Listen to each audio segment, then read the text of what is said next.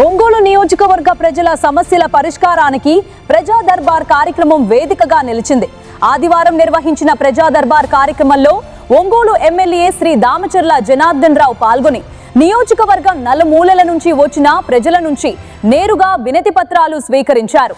ఈ సందర్భంగా ప్రజలు తమ వ్యక్తిగత, సామాజిక, రెవెన్యూ, సంక్షేమం తదితర సమస్యలను ఎమ్మెల్యే దృష్టికి తీసుకువచ్చారు.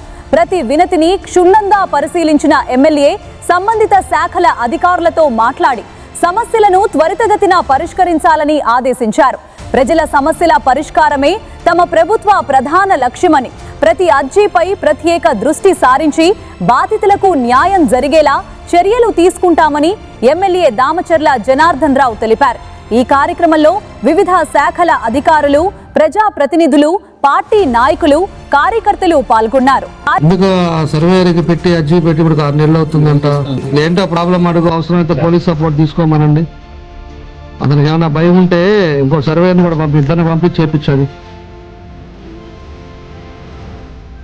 గవర్నమెంట్ వస్తే 10 మందికి ఉపయోగం చేయాలి, కానీ ఒక్కడికన్నా బాధ్యత ఉందండి. మీరు అందరికి బాధ్యత లేకుండా చేసుకుంటారు.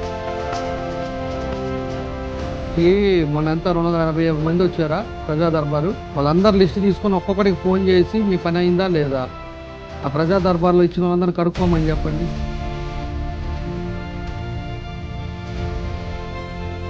ఎంతసేపుకి వచ్చావు? 1 గంట లోపల వచ్చినప్పుడు ఆమె చూసినప్పుడు ఎందుకు పిలవరు అతన్ని?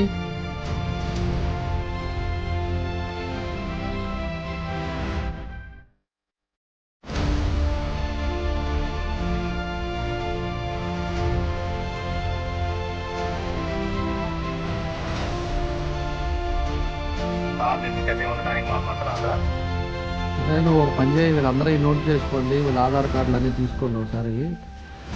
వాళ్ళకి ఇప్పుడు ఆ వెనముకల పాలెం ఆ రోడ్లో కానీ ఏదైనా ఇద్దాం మనం. వాళ్ళకి అఫీషియల్గా ఇచ్చేసి హౌస్ కట్టుకోవడానికి కూడా హౌసింగ్ వాళ్ళకి పెడితే ఇల్లు కూడా కట్టుకోవచ్చు. ఒకసారి వాళ్ళ ఆధార్ కార్డులు అన్నీ కలెక్ట్ చేసి పెట్టండి.